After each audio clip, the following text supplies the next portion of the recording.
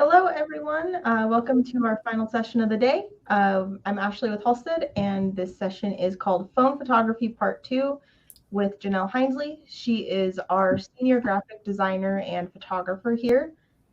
She's been doing photography, videography, all of that for a decade. Sorry, right? Quite some time. A while. And she's written most of our blogs on our website that are related to photography, videography, and then we have some graphic design related ones as well. So I will be moderating this session and I'll be in the chat hanging out. If you have any questions for Janelle, put them in there and I will ask them at the end during our Q&A time. If you have any technical difficulties, try reloading, refreshing, leaving and coming back in. Sometimes those can help. But remember, these are being recorded and you will get the recording links next week. So I'll turn it over to Janelle and we'll get started. Well, thank you, Ashley. Okay, so I will say this. This one isn't specifically too much on phone photography. I will be touching on some points. A lot of the stuff that we're going to be talking about today will be, you can use for any, like if you're using a DSLR, stuff like that. So don't think it's just for your phone. And if you haven't yet, definitely watch the first one, Phone Photography Part 1 from last year. It's a great help. It goes over all the basics, and I will kind of touch on it on today's stuff. But if you haven't watched it yet, definitely do that. Okay, so as Ashley said, questions can be asked afterwards or asked now, and she'll save them till afterwards. And the session will be recorded and available afterwards. Okay, so let's do a review of Part 1. So one thing you never want to do is don't ever use your phone's flash. The reason being is the flash is right directly next to the camera. So when you use your phone flash, it's going to create too much of a contrast. The shadows are going to be harsh. The piece will not be well lit. You can kind of see on the left how it's a lot softer. I mean, this metal isn't well lit exactly in that picture, but it's much better than the one on the right. Here's a better image of it. So just never use your phone's flash. Another thing you never want to do is use your phone's digital zoom. And the reason being is it uses a digital zoom, which means that it is basically guesstimating or estimating where the pixels are. So as you can see, on the left is one where I took the picture and then cropped in.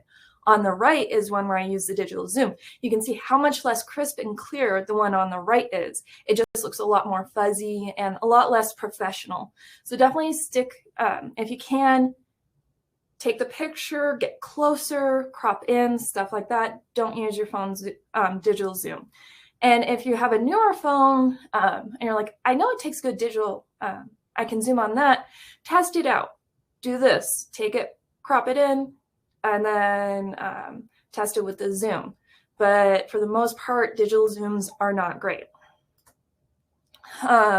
Always use high quality settings on your phone. Androids, you can change the settings on, try to get the highest quality you can. iPhones generally take at a high quality setting, but you want to start with a high quality and then cut it down if you need to for social media, stuff like that. You don't want to start with low quality and then you can't post it as a beauty shot on your website because it's just too pixelated. Lighting. One of the things we talked about in Part 1 was you want bright lighting, but you don't want it to be direct. So on the left, you'll see that window and paper is nice, soft. The piece looks nicely lit. On the right, that's in the full sun. And look at how harsh that is. It just looks kind of gross and grimy, doesn't it?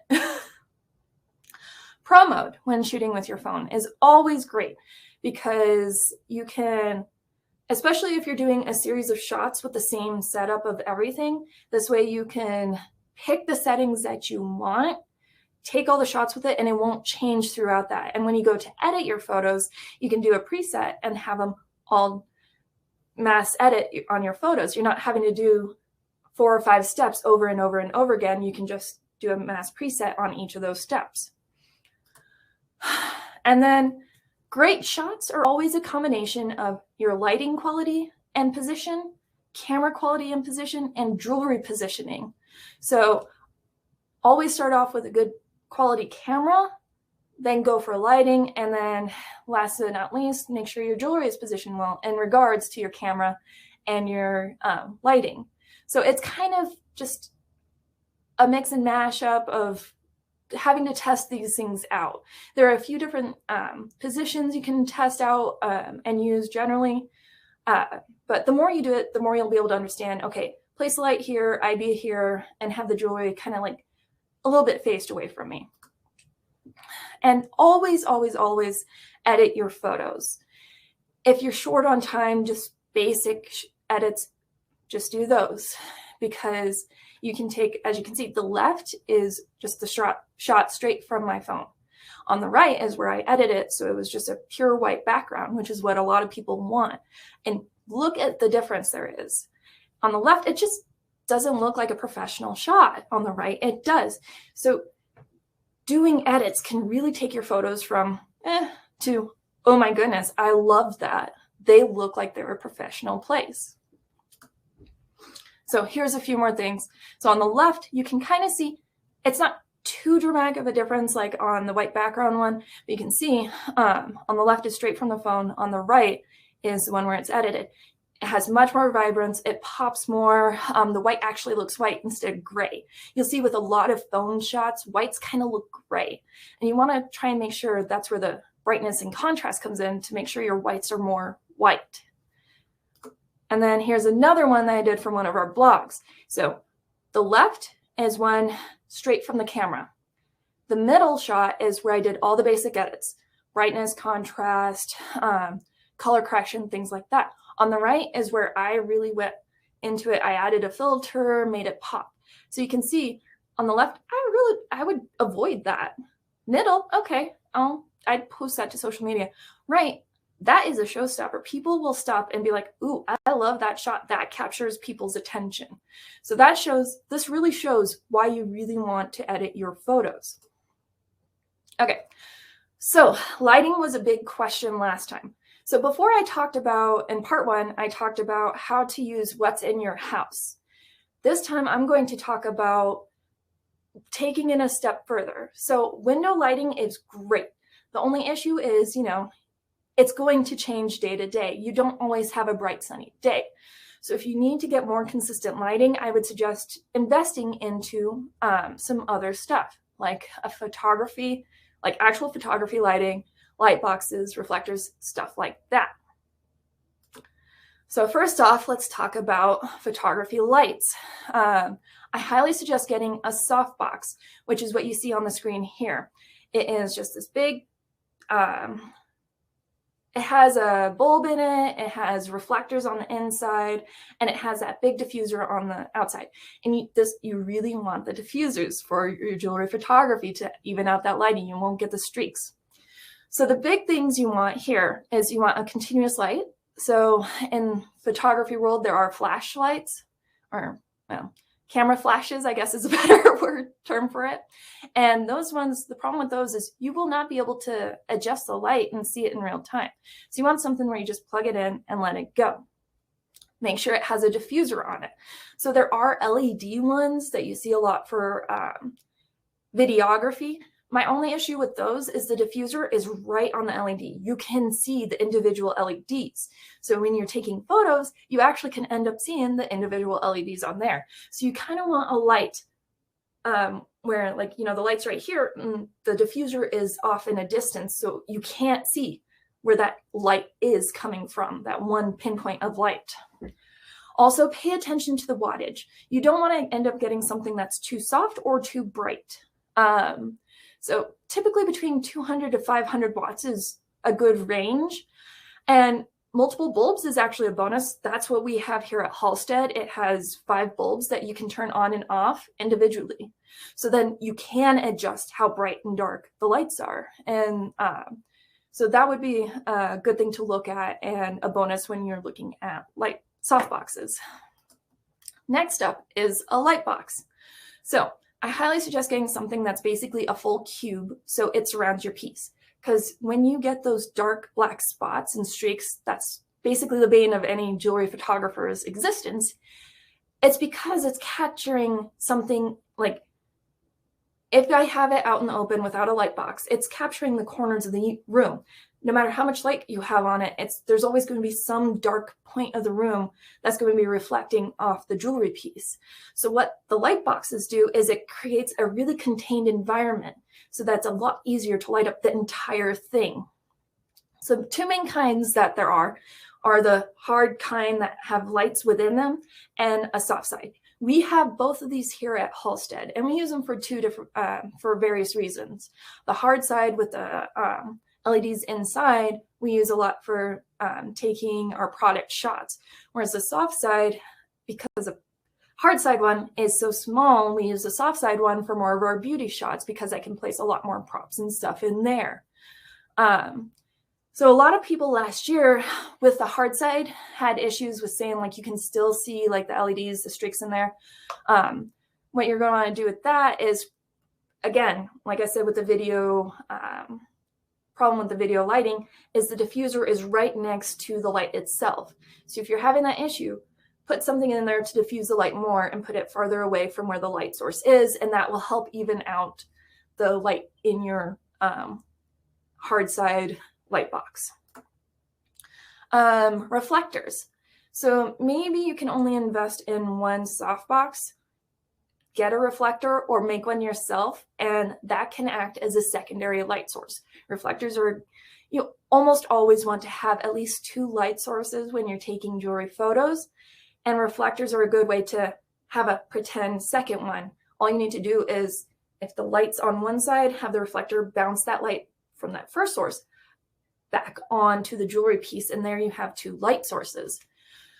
And you do not have to buy these. You really can just make one with aluminum foil and tape that onto a piece of cardboard.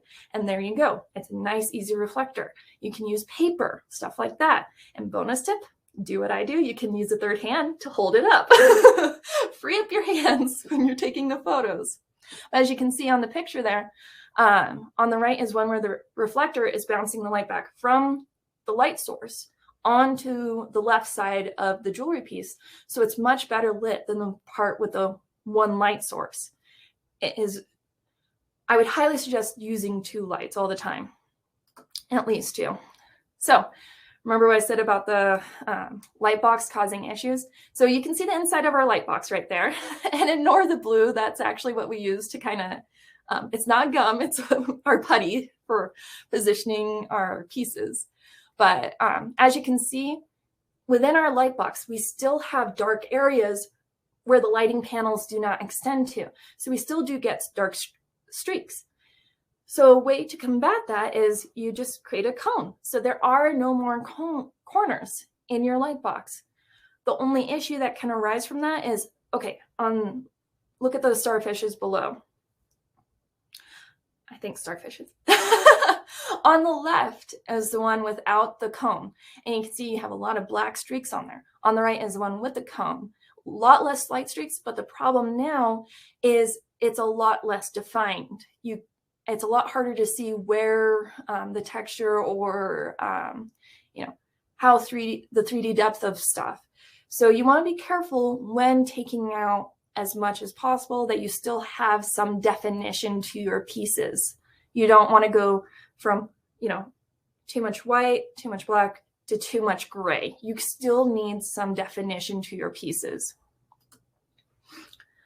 So, tips and tricks when using your stuff.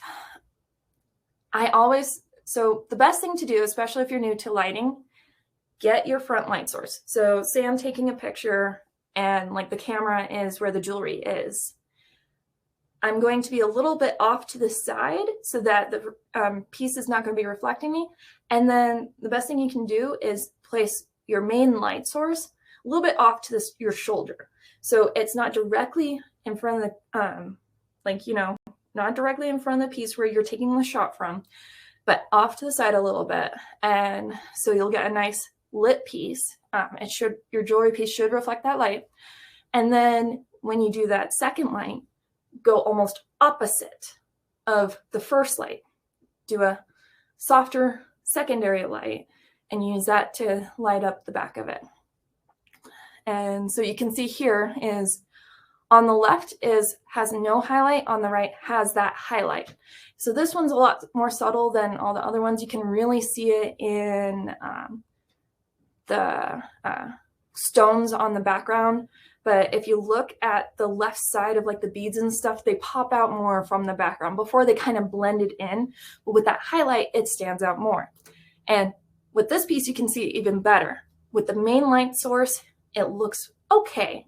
But with that highlight, now you get that definition. Your piece pops out from the background. You really can see it, texture, all that. It just really makes your piece stand out.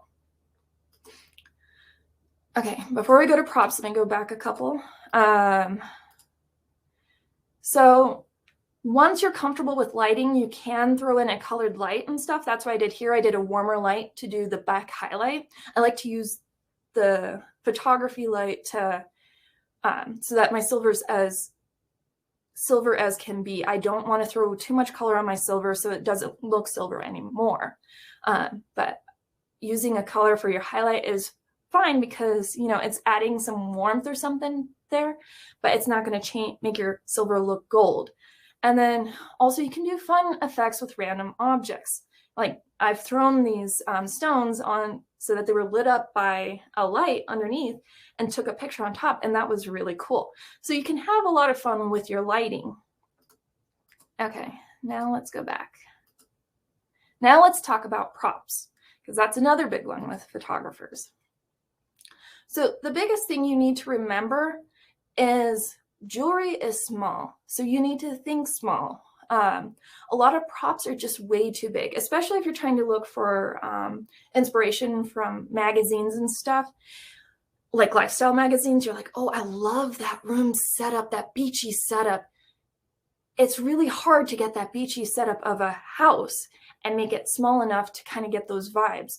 So you really want to think, how can I get that setup to translate into a small thing? You can't get a huge chair because you lose all thought of, like, you lose the chair because you're only taking a small photograph of a small part of the chair. So don't think in large, think of how can I make this prop work small? I like to look for texture. Because you're photographing so close to the surface, texture is a great way to, you know, give some depth to the background without taking away from your jewelry piece. And if you're stuck not being able to figure out a prop, think of a theme. You can either do the theme off of your branding or do a seasonal one. If you're stuck figuring out what props to use, a theme is a great way to start. And think outside the box. And what do I mean by that? Well, you'd be surprised at what you can use for props. And I'll show you a few slides of that in a little bit. So what do I mean by think small? So again, this will really depend on the size of your jewelry. So people who are photographing have like a lot of stud earrings and stuff like that. You need to think in a lot smaller of props than people who are shooting, you know, big choker necklaces, stuff like that. So you want things that fit to the pieces that you are shooting. And again, texture. There's different textures too. You can have too big a texture and too small a texture even when it comes to shots. So here's from our basically what we called our spicy kitchen theme, and where we did a lot of spices stuff for our pieces. So you can see both of these shots had the same spice used for the spice, but look at how much of a difference it makes depending on the size of the jewelry. So that's why one reason why you want to look at the size, the scale of the prop itself. Another thing to look at, so we have two different spoons. One's a regular size ladle and one's like this little tiny wooden spoon that's about the size of a teaspoon. So the ladles, because we were shooting these little tiny things, too big to get the sense of the spoon. It was great for the wooden texture, stuff like that, but they were just so large to get the sense of the spoon that if I were to get the entire spoon, I would have had been way far out and you'd lose the good detail of the piece itself. Whereas the little ones on the left, you can see how it fits much better for the scale of the little pieces we're shooting. And then, so a little bit back, we did kind of like a library theme. And we had these beautiful kerosene lamps, but they were big kerosene lamps. And so we couldn't really shoot like, you know, the entire kerosene lamp. So we just picked out little pieces of the kerosene lamp to photograph with. So on the left, we just placed it on the wick turner. And then on the right, it was more of like, you know, a background effect. So, you know, maybe you want to shoot, have this a sort of prop, but you can put it in the background to still get the sense of it if it's too large. So again, next is texture. So just make sure it will photograph well small. There are different things that when you get too close, they just don't look right. So maybe do a few test shots, stuff like that. Think wood paneling versus real wood. Like the wood paneling is going to have a lot less texture than real wood. A print from your, like if you printed it off yourself at home versus something you bought from the store, what you have at home is probably going to have a lot more halftone look to it than something you buy at the store. So once you get too close, you know, it will start looking weird. So I'll show you a photo of that too. And just think of, again, the depth of the texture, not just, you know, how big and small the texture is, but depth, because a lot of depth and texture can actually add some really interesting things to your photos. So like I was talking about with the paneling versus regular wood. So the paneling here, you can see how it doesn't add as much oomph to it as the regular wood does. The regular wood just gives it a lot more texture and detail without taking away from the piece itself. Whereas the paneling, it just actually kind of makes it a little bit too plain. And here's another, here's what I mean with more texture. So a deeper depth, more depth in your texture can add some really nice stuff, especially with highlighted, using a highlight light with your photos, because then you can get some more interesting, more beautiful shots. People are a lot more engaged with them. They're a lot more beautiful to look at. So here's a couple of pieces with a lot less texture than the other two, but there's just enough that makes them interesting. So on the left, we used paper. So you don't see any texture on there at all. Where you get the texture is with the jewelry piece and with the stand it's on.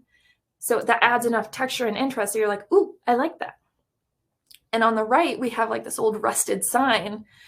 I really love using it because it just has enough slight texture to give it that depth. And it has all this variance in color and stuff that you can photograph it with nothing else and it still looks really beautiful. So just things to think about when you're looking at props. There's a lot of different ways you can go about it, but texture is a great way. That's why I really love texture. Now, things to watch out for. So this is what I was talking about. On the left is what, when you print at home, a lot of times you might get the halftone look. So if you look close at something you've printed and you can see all these little dots that make up the colors, that's halftone. And you know, it just doesn't photograph well when you're close because you see all those little dots and it gets really distracting and it just doesn't look as professional. Whereas on the right, it's another printed piece, but it doesn't have that halftone, so you can get in closer than you could with the halftone. On the, these are another couple of sets where it was printed with stuff on halftone. You can kind of see it, but the shot was taken far enough away that it's not too much of an issue. Okay, so another thing, a lot of people, I like using cloth in my shots. The thing you want to look for, I've never had this issue shooting up close. The problem will be if you're trying to take shots on a model or just farther back, like a larger piece. It's called moire. And that is where the texture of the cloth is just too much for the camera to really pick up. So all that rainbow look, that's the moire. So maybe take a couple of test shots if you find some fabric that you like. Make sure it will not give you that issue. Now let's talk about themes. Yay, best part about doing photos, right? Okay, So,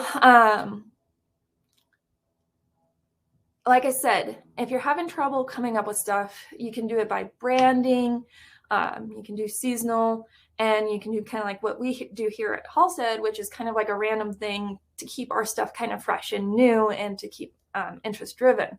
Or you can do, regular your own branding with a pop of seasonal stuff, or, do your branding and then do kind of random mini themes within your branding to kind of keep your look fresh and going.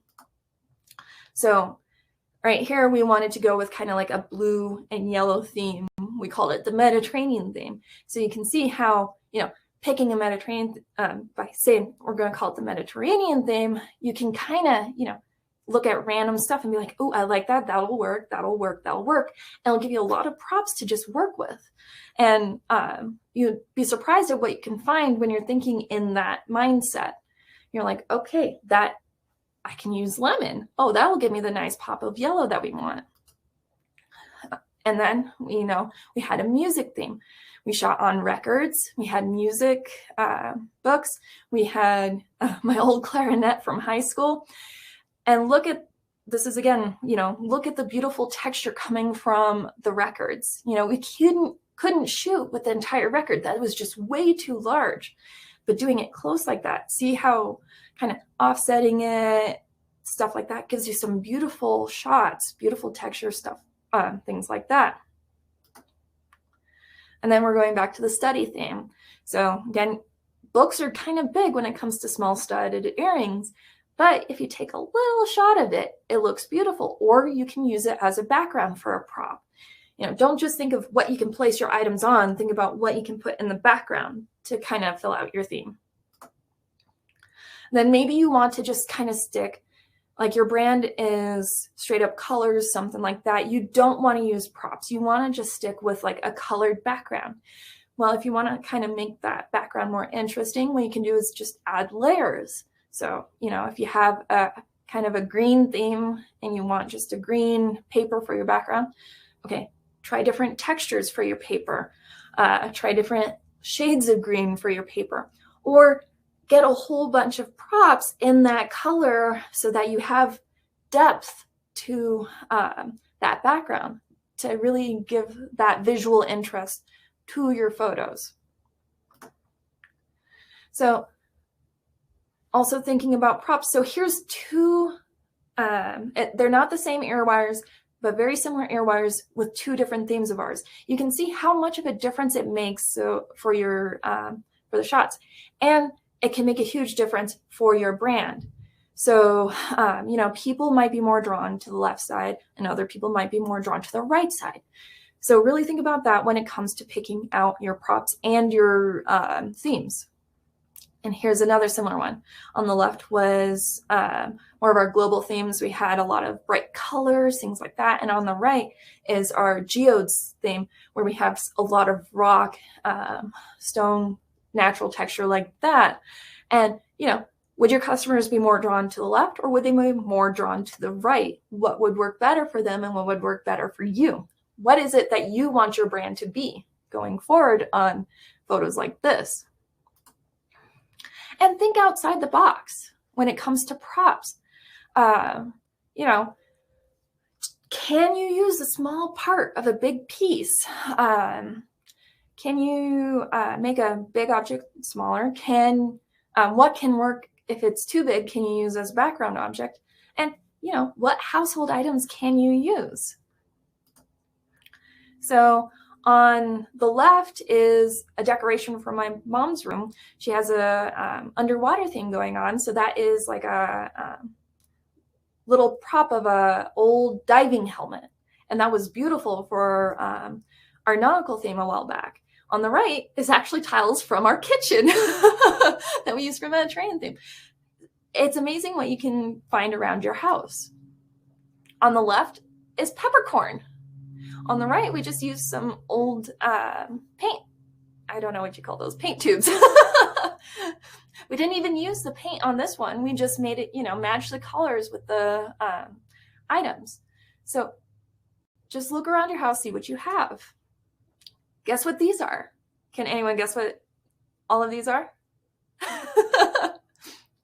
these are a whole bunch of, well, one on the left it's not, but Post-it notes.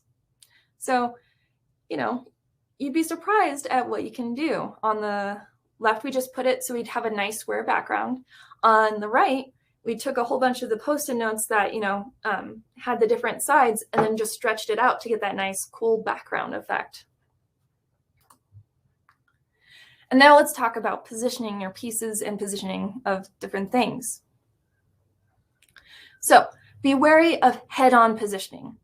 I've said this before, but I know it's a big thing.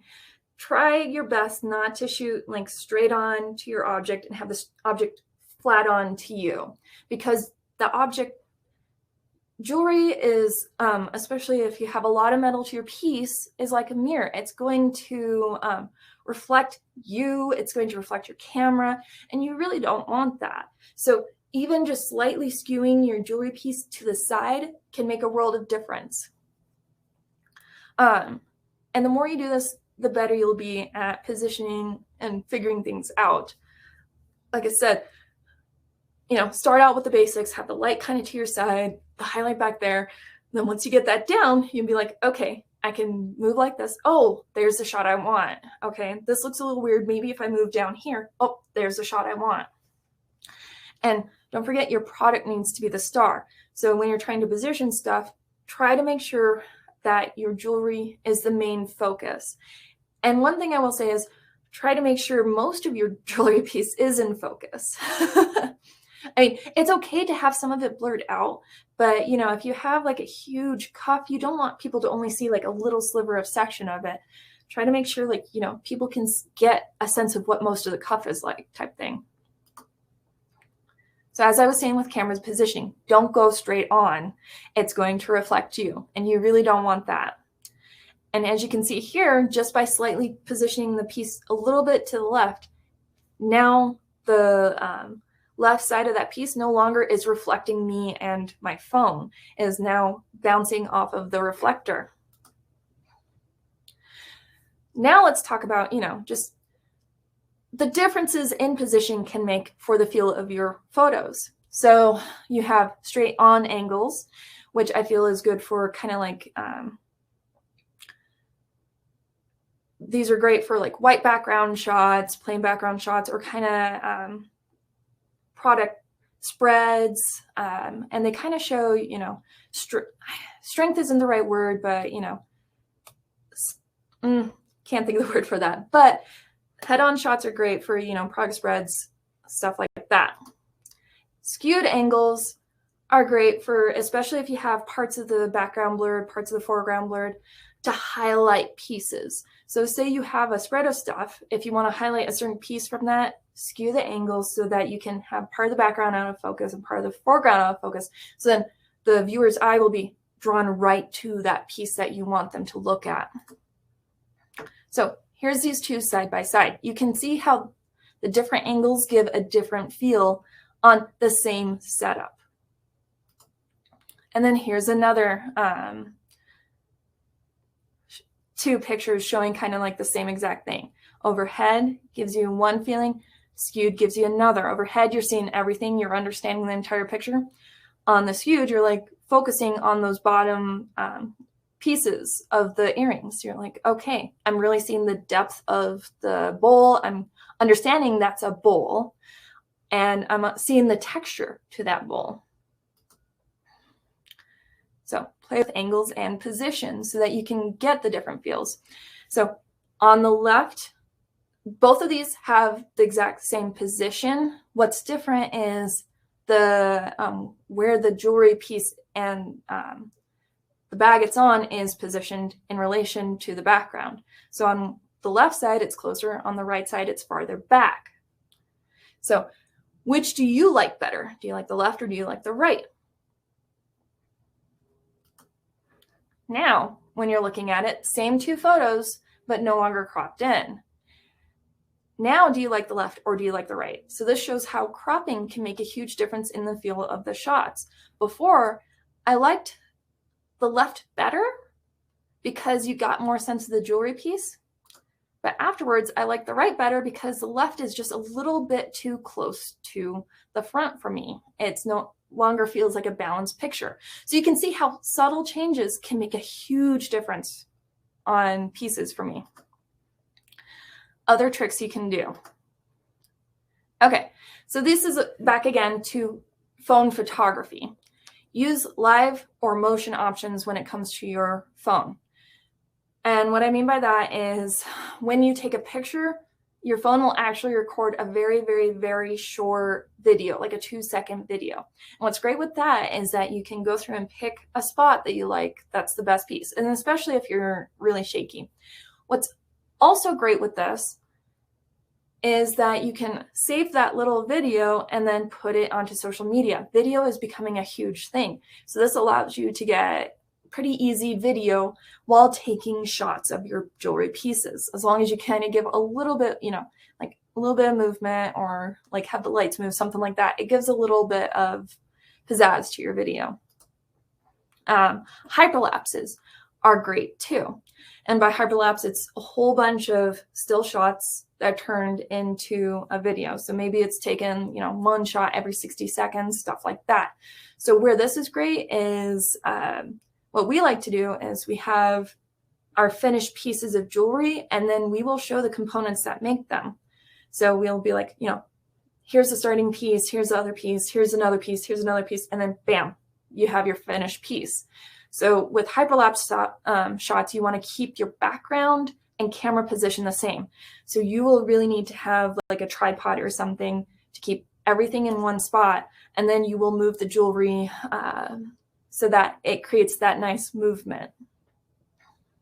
And again, that will give you another video for social media. Slow motion, that's a huge one. People always love watching things in slow motion. So if you have a necklace, you can kind of drop it down.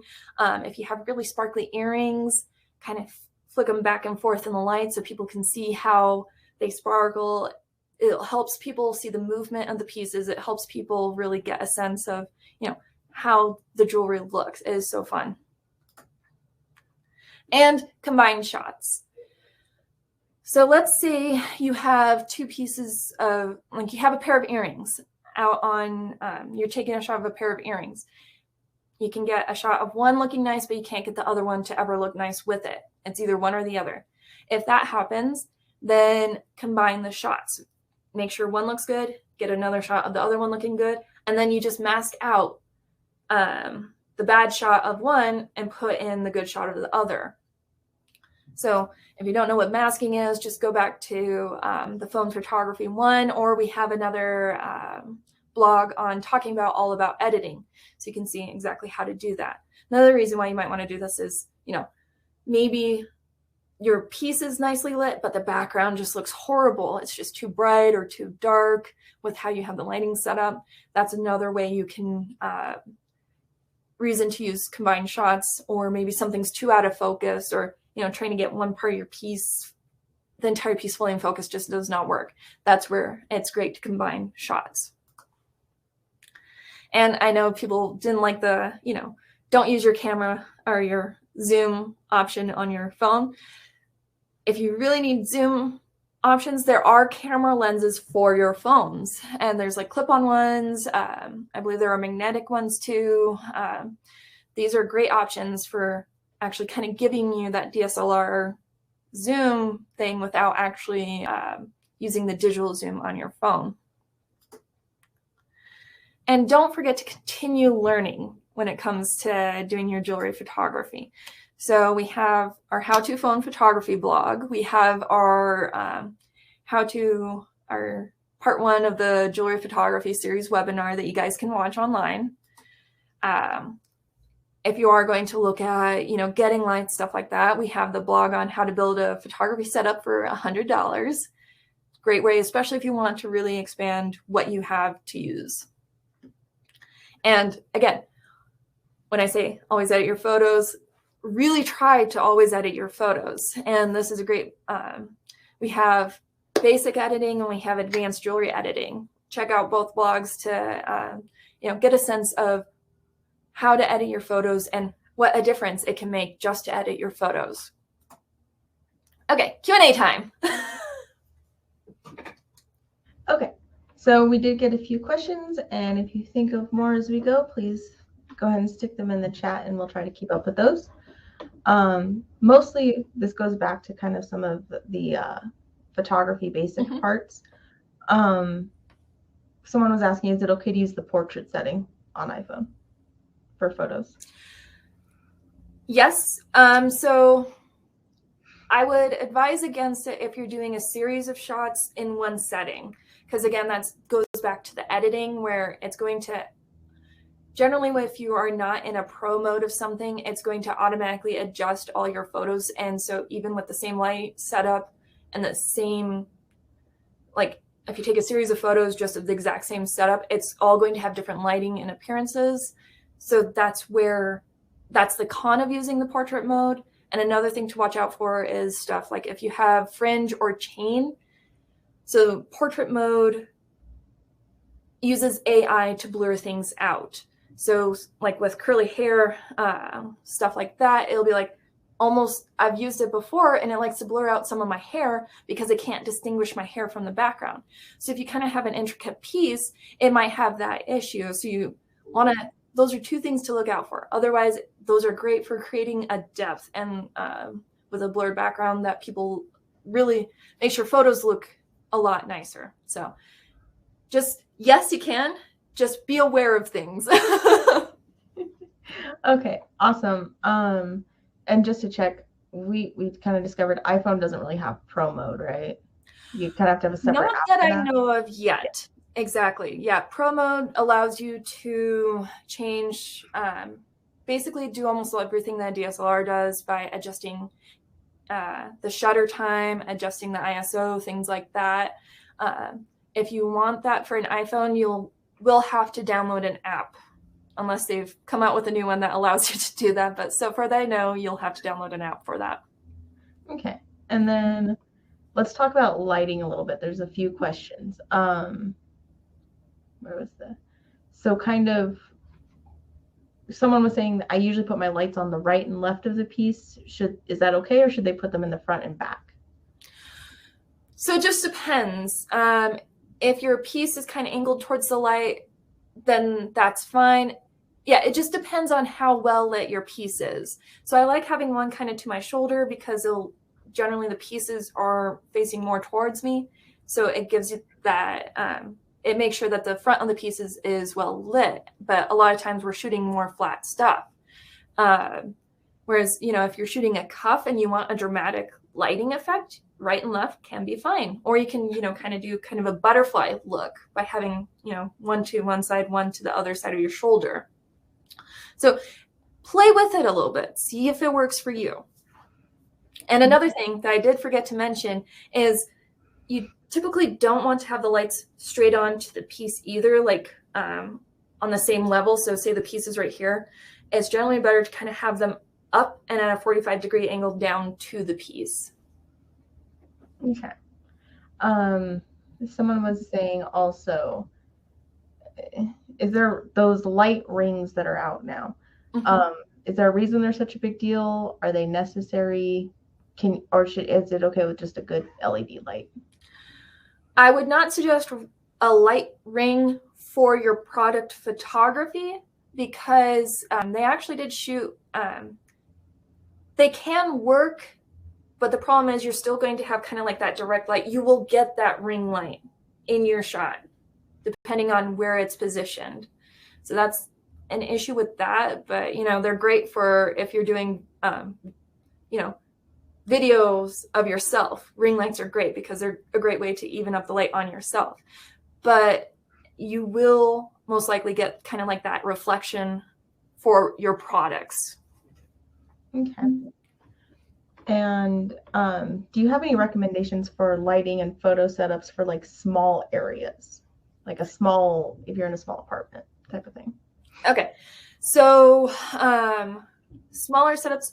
There are small versions of those soft boxes I showed earlier. They can come in smaller sizes.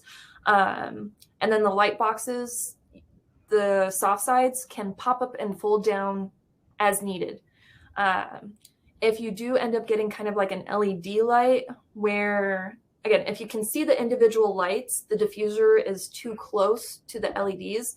So if you do end up getting something like that, just to save space, what I would suggest doing is getting something so that you can put the light behind a sheet of white cloth or a sheet of paper, just so that you have a diffuser that's farther away so that you don't get those little points of light on your pieces. So is that kind of the best way to avoid reflections too, if it's a mirror finish? Mm-hmm. So mirror finishes, again, you need to remove as much corners and stuff as possible from the space that you're doing. So if you can shoot in a sphere, a well-lit sphere, that is your best option. But I mean, there's maybe one on the market that lets you shoot in a sphere. So the next best thing you can do is create a cone, because then you aren't having the corners of a light box, stuff like that. Just make sure your piece is not, directly facing to the camera, wherever the camera is trying to look in. Okay. And then do you have any app recommendations both for editing and like the iPhone Pro mode type of app? Okay. So if you're editing on your phone, there's some great ones. I use Snapseed a lot. I believe Adobe Lightroom is free. There were a couple other ones. For the Pro mode, I'd have to look at that. I do have that in one of the blogs. I just cannot remember which one. I believe. I think it's in your edit.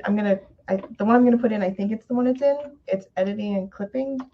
I think is the one you mentioned. The app recommendations for editing. Yeah. I know it's in one of our blogs, but yeah, I can't remember right now. But again, those Pro mode is great for if you're doing a whole series of shots, all same lighting setup, so that you can just do one editing preset type thing, especially if your editing software allows that. Okay. Mm-hmm. Yeah, I really like Snapseed because it does give you the masking option, so that, if you're trying to do the white background piece and you are, you basically have to really overexpose to get that white background. But when that happens, you might overblow out your piece. You can at least mask out your piece so that it's not over exposing your piece. So yeah, Snapseed is a really great option. Okay. And can you kind of tell people where the Pro mode is on your Androids? Okay, so it depends on your current camera setup. So if you go into camera, so I currently have like Pro Video and stuff already in here, but if you swipe over, there is more. And then you have several options, including the hyperlapse and stuff right there. And that can be where your Pro mode is. Otherwise, just kind of swipe to the left or right, and you may end up on your Pro mode. And someone in the comments also said Adobe Lightroom has Pro mode shooting capabilities. So if you already have Adobe stuff, then that app has it in there for you for your phone as well. That's nice. I have not tested that out, but I think I will. I might, since I have my iPhone. That way we can actually use it occasionally. Okay, so I'm kind of scrolling through the chat, seeing if there's any questions I've missed. But I think that looks like it's pretty much it. So definitely, guys, we've posted the link in there to our photography and video blog category. There's so much information in there that Janelle and previous photographers here have written. So definitely check those out. It'll have more recommendations, more tips, all that fun stuff. We do have our social hour coming up in about 40 minutes or so. There is a giveaway from Eco Enclose, a $250 gift card for their eco-friendly packaging. Definitely check it out. Yeah, so definitely check them out. You'll love some of their packaging stuff. Make it look pretty when you send your jewelry away to someone. So thank you so much for coming. I hope we see you all in the social hour for that giveaway, and we'll see you next time. Bye, guys. Thank you so much.